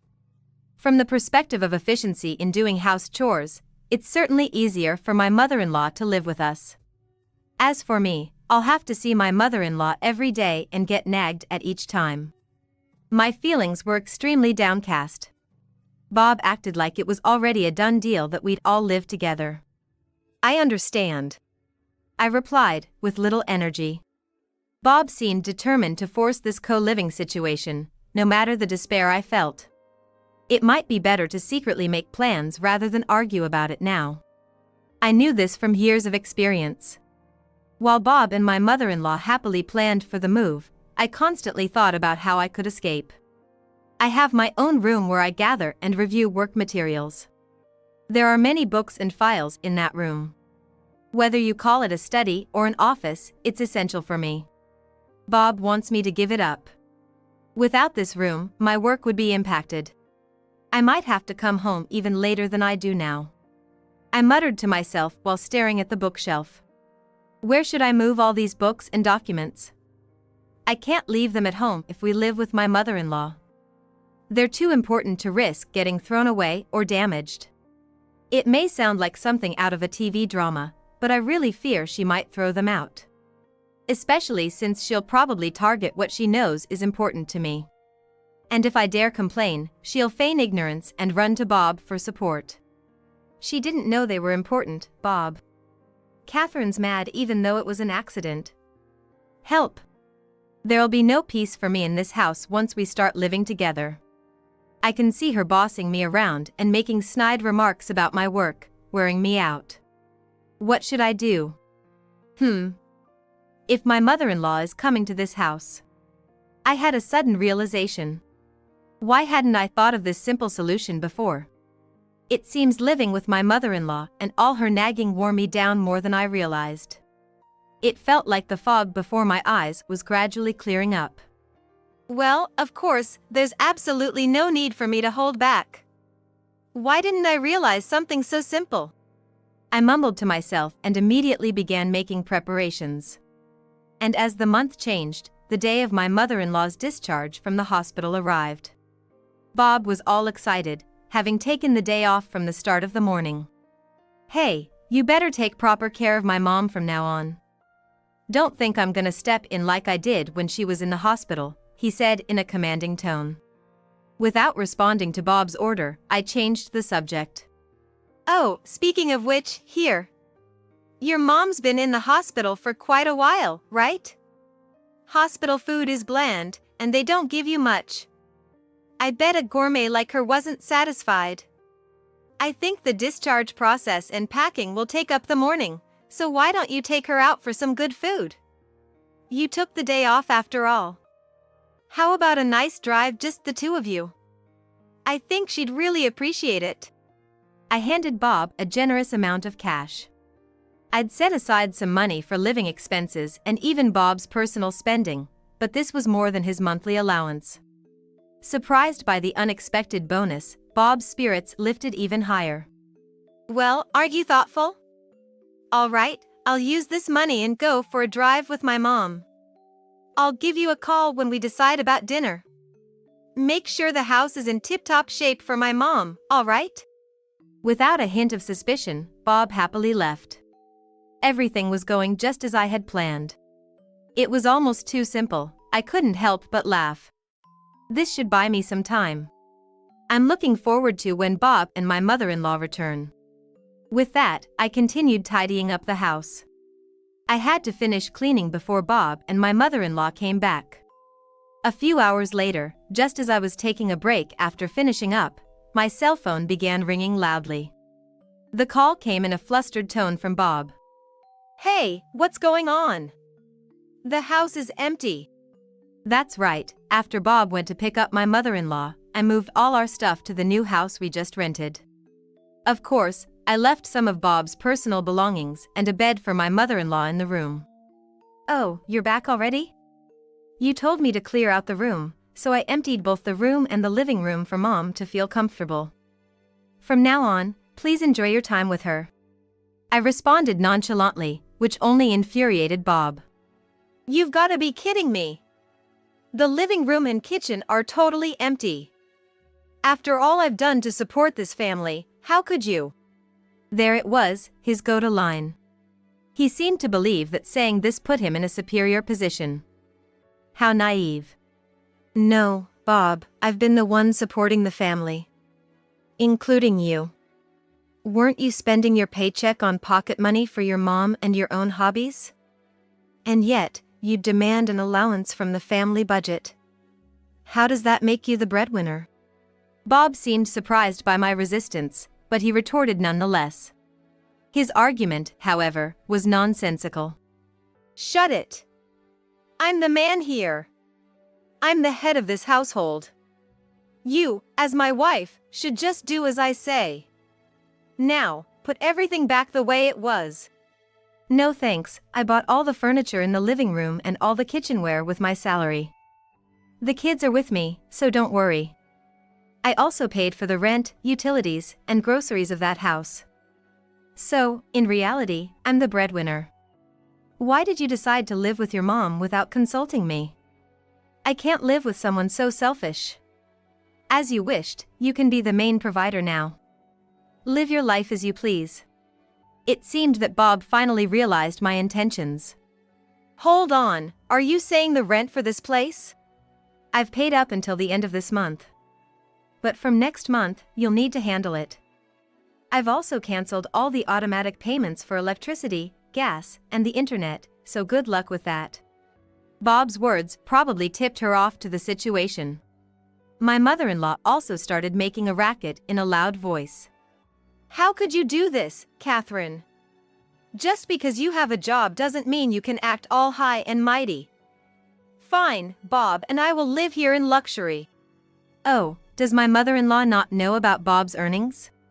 I hope you can have that luxurious life. That is, if your son can afford it. Anyway, goodbye. Wait, Catherine, where are you right now? I didn't bother listening to the rest of Bob's rant. I hung up and blocked both Bob and my mother-in-law's numbers. The rest is probably as you'd imagine. With the meager salary from his uninspiring job at a small company, Bob was left with very little after paying the rent and utilities. Living in a needlessly spacious apartment, where a family of 4 once lived, Bob and my mother-in-law would constantly bicker. What's with this meal? Can't you provide something better for your mother? Shut up. If you want something else, make it yourself. You're just making excuses, saying walking is too hard after slacking off on your rehab. You don't do anything at home, Mom. You're just wasting time. Having neglected her rehab, my mother-in-law's legs had become weak, and she refused to do any home workouts. Could my legs not move as I wanted, causing my frustration? She started imposing unreasonable demands on Bob, whom she had cherished so much. Maybe she's showing early signs of Alzheimer's. Even adding my mother-in-law's pension, it feels like they're living in poverty. They'd be better off if they moved to a smaller place fit for 2, but it seems Bob hasn't thought of that. He probably tried to contact me numerous times, but I've blocked all communication from both Bob and my mother-in-law since that incident. Of course, my kids did the same, blocking their numbers when we moved. Bob doesn't know our new address, and he can't ask for help. Their living situation will probably collapse soon. I was earning a decent income with the help of my children, so I managed to lease a nice apartment. Each of my kids has their own room. I secured a spacious room that doubles as a bedroom and workspace. The rent might be a tad high, but with Bob out of the picture, I'm saving more than enough. My kids, who were tired of being belittled by their father, are now living freely. They've become more helpful around the house. Helping out without being criticized by their father makes chores feel good, they say. Everywhere, isn't it normal to praise and thank kids when they help? I'm glad my children haven't become bitter. I was headed back to the apartment where my kids awaited. Later, through a lawyer, I served Bob with divorce papers. I lived on my salary, while he spent all his earnings solely on himself and my mother-in-law. That's a valid reason for divorce in my book. Bob tried to argue against the divorce with various points, but my lawyer cut him off every time. The fact he claimed to be the breadwinner but didn't contribute was labeled as verbal abuse and clear financial abuse. If it went to court, Bob wouldn't stand a chance. I got custody of the kids, naturally. In exchange for not seeking alimony and child support, we agreed on no property division. After all, the savings we had for the kids' college were from my earnings. I couldn't let Bob and my mother-in-law take that. The car was in my name, and our house was rented. I'm grateful we didn't buy a house. Now, I can focus on my job without complaints. I want to support my kids in whatever they want to do. With the money saved for college and my future earnings, I should be able to cover their tuition. All right, I'm gonna work hard today. High school dropouts shouldn't live in skyscrapers. Get out. Looking down on me because I only completed middle school, this mom friend is trying to kick me out from my home. But should you say that? We're the ones who are gonna leave. What? I couldn't believe it. We just got married, and I never expected things to take such a turn. But you should own up to what you say, right? I'm Catherine, 39 years old. I live with my high school son, middle school daughter, and my husband who runs a business. I'm what you would call a CEO's wife. But even so, my husband and I faced many hardships when we were young. Because I dropped out from high school, my job opportunities were limited. I often faced comments like, "You didn't even finish high school" during interviews, and it was tough. My husband, who finished high school but not college, often struggled to fit in at work. He was frequently bad-mouthed behind his back, and it used to make him cry from frustration. Despite our tough challenges, we've achieved what we have today because of our hard work. That's why I volunteer to support those who are going through hard times. I mainly volunteer at welfare facilities and places related to children. And today, as usual, while I was volunteering, a person approached me. Curious, I turned towards the voice. "You clean up here around this time every day, right?" said the woman. I don't volunteer for the praise. But realizing that someone noticed my efforts made me incredibly happy. "Yes," I replied with a smile. "Seeing your elegant presence every morning lifts my spirits. Please keep up the good work." And then she left. From that day, I started chatting with this woman, Sarah. Sarah is a single mother. She works hard every day to raise her elementary school-aged daughter. "My ex-husband cheated on me when our daughter was only 6 months old. And he is refusing to pay child support. What a terrible ex-husband." "I have kids too. I think I can offer some advice as a more experienced mom, so please feel free to reach out to me if you'd like."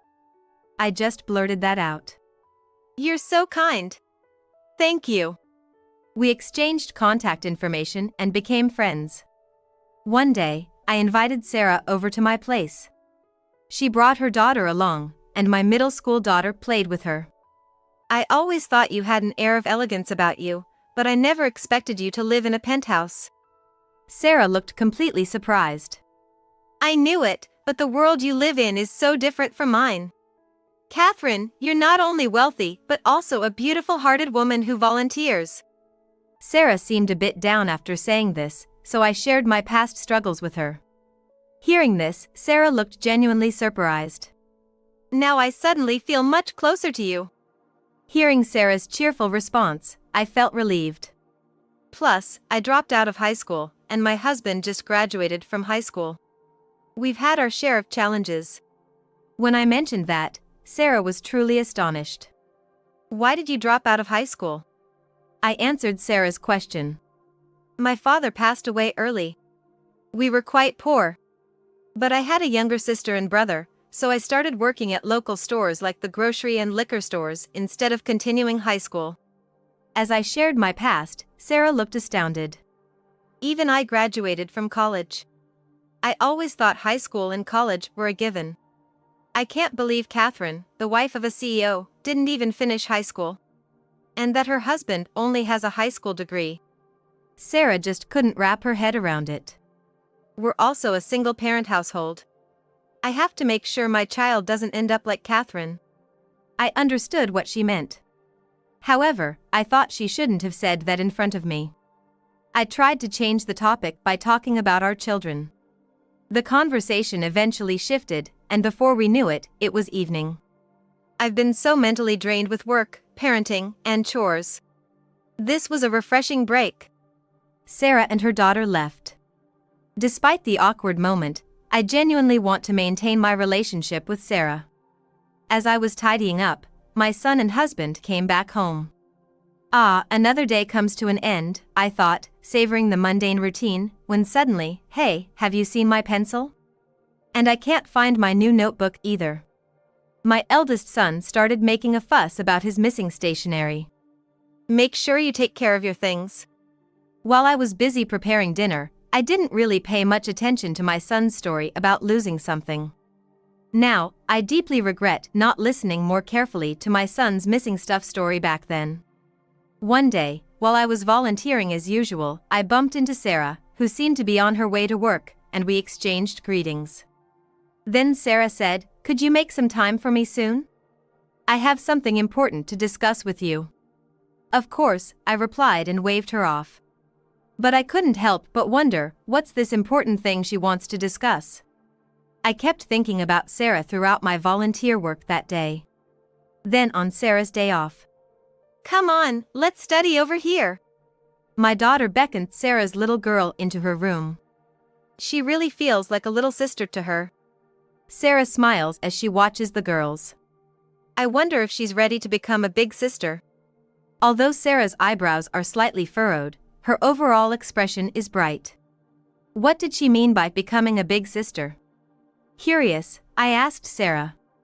Eagerly, as if she'd been waiting for the question, Sarah began. The thing is, I'm getting remarried. Really? I was taken aback. I'd known she had a boyfriend, but this was unexpected. So, becoming a big sister probably meant they might be expecting a child. What a joyous news. I'm so happy for you. Congratulations. I congratulated Sarah. Thank you. And I'd love for you to come to the wedding. She's inviting me to her wedding. That's such a sweet offer. I'd be thrilled if your husband could attend as well. By this time, our families had become close, so Sarah probably invited my husband too. I'll talk to him as soon as he gets home. That day, we were all excited talking about Sarah's upcoming wedding and her baby on the way. Then Sarah made a surprising remark. You know, my fiancé is quite well off. And guess where we're moving? Right into this skyscraper here. This area is a bit on the rural side. It's the only skyscraper around here. So, I'll get to see you all the time now, Sarah. Imagine that, having a friend living in the same building. How could I not be thrilled? Yes, that's right. But, Sarah's expression remained the same. I'm sorry, I'm feeling a bit nauseous from the morning sickness. May I use your restroom? With that, she headed to the bathroom.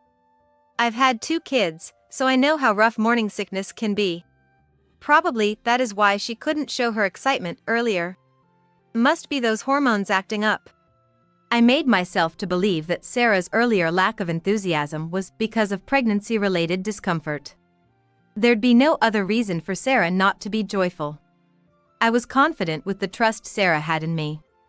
But she's been in the restroom for quite a while now. I hope she's okay. Feeling concerned, I started to head towards the restroom. Oh, I'm sorry for taking so long. As I reached for the living room doorknob, Sarah came back. Are you all right? I approached Sarah, noticing she looked a bit pale. I'm sorry for worrying you. I think I'll head home now. She must have been feeling quite ill. Thanks for sharing the wedding news, even though you're not feeling well. I said my goodbyes as I saw her off. I hope Sarah finds the happiness she deserves. I genuinely wished this from the bottom of my heart. That evening, when my husband and son got home, we discussed Sarah's upcoming wedding, and both of them conveyed their blessings. It was decided, all 4 of us would attend. On the wedding day. Mom! Can't find my favorite handkerchief. Have you seen it? Lately, my son has been making a fuss about missing items. Having recently finished stressful college entrance exams and starting college, he's probably let his guard down. It's 'cause you're so messy that you tend to lose things. I remarked with a hint of exasperation, to which my son made a displeased face. Trying to soothe my son, our family hopped into the car and headed to the wedding venue. But the traffic was terrible, and it seemed we were gonna be late. Even though we left an hour early. Looks like there was a pileup. My husband murmured. I quickly called the wedding venue to notify them about our delay. We arrived way later than planned than we expected. I can't believe we're so late. I feel terrible for Sarah. We all adore Sarah, so with a heavy heart, we proceeded to the venue. The staff informed us, the ceremony will be over in about 10 minutes. It's best you wait outside. Well, there's nothing we can do now. There's gonna be a reception afterwards, right? We'll offer our apologies there. So, we decided to wait for the ceremony to end. Soon enough, guests started pouring out. Huh? Isn't that my sales director? And there's the sales manager. Why do I recognize so many faces? Turned out, a lot of attendees were from my husband's company. What on earth is going on? My family and I were puzzled by my husband's comments. Boss, is that you? Good to see you.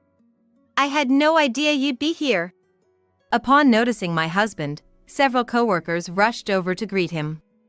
As he was responding, my phone buzzed. It was a call from Sarah. I immediately answered, ready to apologize. I'm so sorry, Sarah. Before I could say more, Sarah, with a kind tone, said, "It's okay." She continued. I'd like to see you, so I'm coming over to where you are. I've just finished changing my dress. She mentioned that she'd be coming over to us. However, my husband was busy talking to his colleagues, and our kids said they were gonna explore the venue for a bit, looking for Instagrammable spots.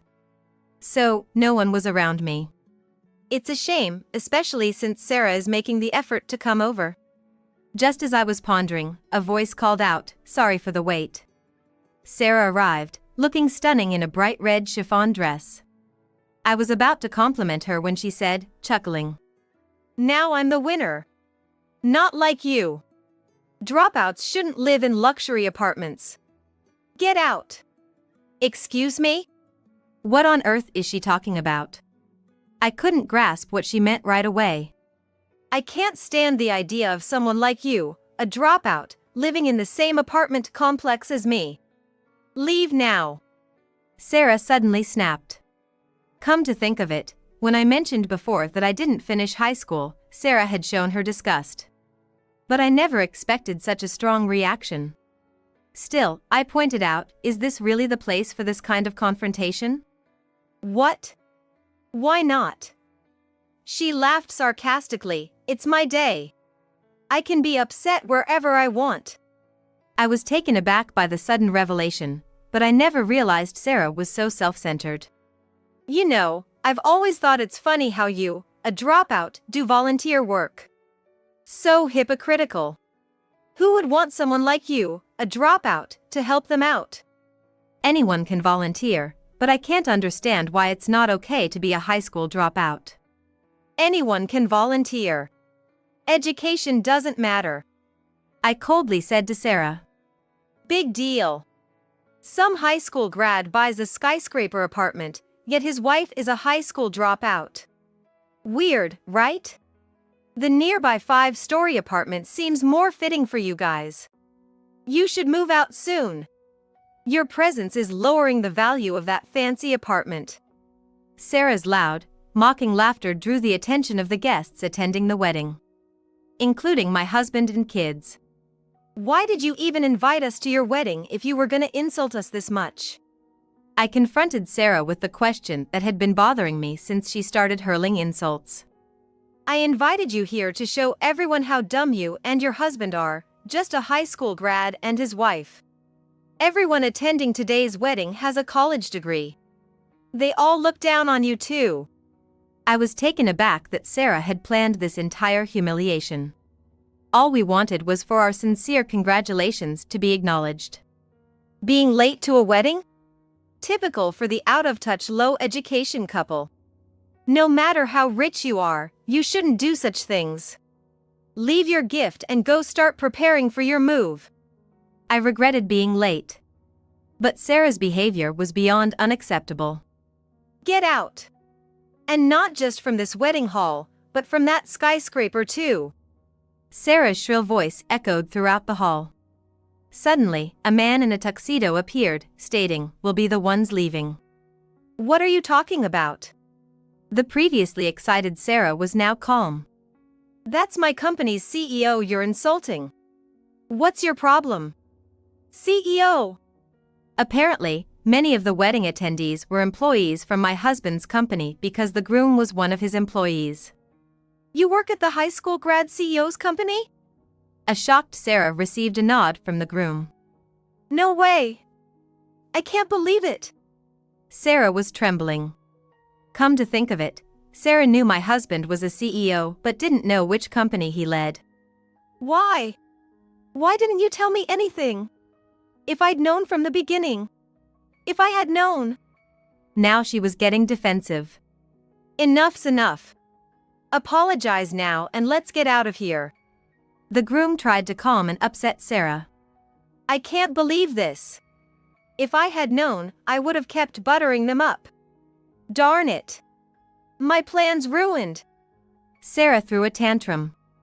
Because the bride was in such a state, there was a buzz among the attendees.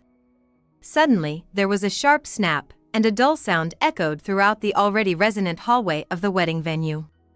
The groom had slapped Sarah on the cheek. Sarah, caught off guard, couldn't utter a word. Hey! You disrespect the boss's family and then throw a fit like this? Get a grip. The groom was furious. Yeah, that's right. Even if you're the bride, you can't insult the boss and his family. Yeah, he's right. The husband's co-workers unanimously scolded Sarah. Why? What did I do? What's wrong with mocking a dropout? All of you are just as dumb as this stupid family. Sarah spat out these words and stormed off. Hey! Wait up! The groom chased after Sarah. I followed closely behind. But soon, the groom lost sight of her and looked around frantically. I'm truly sorry. The groom, out of breath, bowed his head in apology. You've done nothing wrong.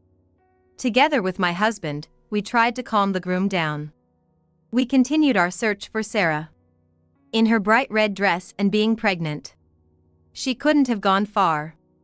We were certain we'd find her. As we searched, we heard a groaning sound coming from a restroom. Sarah? I called out, and the noise stopped. What? Just a high school dropout, after all. It seemed Sarah hadn't learned her lesson. But there's no point in getting more upset now. Listen, I truly believe that education is essential. Both my husband and I struggled because of our educational backgrounds. But if you don't have the education, you just need to work harder. When I said that, Sarah came out of the bathroom. Work hard? If you don't have an education, you're gonna work hard? So, you're saying that everything will turn out fine in life? Sarah had makeup streaks running down her cheeks. Yes. In many ways, that was the case for my husband and I. And another thing, the willingness to help each other. That's crucial too. When you're in trouble, don't hesitate to talk to someone. When I gently said that, Sarah bit her lip and looked down. I mean, yes, I looked down on you for only completing a middle school education, but the real reason I wanted you to leave that luxury apartment was something else. Huh? Tears filling her eyes, Sarah began to speak haltingly. Actually, from your home, I've been stealing various things. Shockingly, Sarah had been taking things from our house. Things like pencils and toilet paper, even small items like handkerchiefs. Every time she visited, she'd steal something. Apparently, she always had a knack for theft, and it seemed her real reason for divorce was also related to her stealing habits. At first, I approached you, Catherine, because I thought you were an elegant and lovely woman. But when I found out about your education, I got jealous. I thought she's richer than me, so it's okay to steal just a bit. Had my words hit her nerve? Even without being asked, Sarah revealed her true feelings. Even though I was stealing, you and your husband were kind to me. I was filled with guilt. That's why I truly didn't want you to find out. When I decided to live in that luxury apartment, I wished you lived further away. So that's why. Stealing is inexcusable, as is lying and then hurling insults. I really had no intention of forgiving Sarah. But I've been through hard times myself. I've been doing volunteer work for years, wanting to help others. So, I can tell when someone's really struggling. Sarah, you're struggling right now, aren't you? If you could stop your thieving habits, you would, right?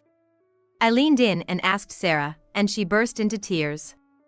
Despite everything she had done, as someone who does volunteer work, I couldn't abandon Sarah. I might seem foolish, but merely blaming someone won't help anyone. Shut.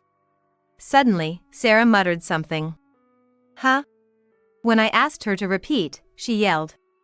I said shut up. That's why you seem so hypocritical. Just when I thought Sarah had knocked me down, a sharp pain shot through my face.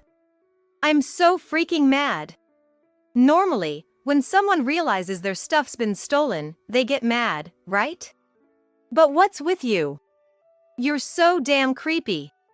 Sarah cried out in tears. Sarah's tears dropped onto my face.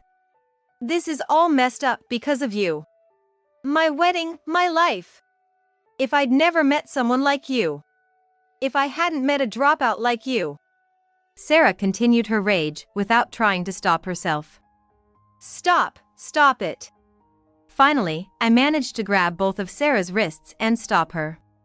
Enough. Always blaming others like that. I get it, being pregnant can mess up your hormone balance and make you easily upset or teary-eyed. But this is way over the top. I've finally lost my patience. That's why things come back to bite you, because you hurt others without a second thought. Don't you get it yet? But. Sarah seemed like she wanted to say something but couldn't find the. Suddenly, security personnel entered the room. It seems they had already heard about Sarah's outburst. She was quickly escorted out. And to my surprise, the police were waiting for Sarah. Sarah was arrested. I didn't think Sarah would be like this. Let's divorce. Just as Sarah was about to be taken away in the police car, the groom, now her ex-husband, said that to her. Damn it. This is the worst. You've got to be kidding me. Rejected by her groom, Sarah's desolate scream echoed. A few days later, it seemed Sarah's detention was suspended due to her pregnancy. By the way, their daughter is now staying with Sarah's parents. Sometimes the daughter comes to visit and chats about various things. I don't even think of her as my mom. Despite being just a child, she seems to have a strong aversion to Sarah. Even Sarah seems to be deeply affected, reportedly sinking into severe depression. Moreover, Sarah's parents are also so disappointed in her that they are considering cutting ties. Sarah is on the brink of being abandoned by her own family. I wish I could be as strong as Catherine. After giving birth and getting bailed out, Sarah was determined to get proper counseling. However, it's hard to trust someone who lies so effortlessly. As for me, I'm sorry. I really am. I'm deeply apologizing to my son. That incident when he was so upset that he had lost something. I had no idea that Sarah had stolen it and felt remorseful for brushing it off. I told you, I didn't just lose it. Good thing it came back though. My son, still holding a grudge. Who'd have thought Sarah was like that? My daughter was taken aback as she was close with Sarah's daughter. A high school graduate CEO. Ha! I've got a long way to go. My husband, trying to see the bright side for some reason. Our family of 4 will likely face challenges again. But we want to come together and overcome them.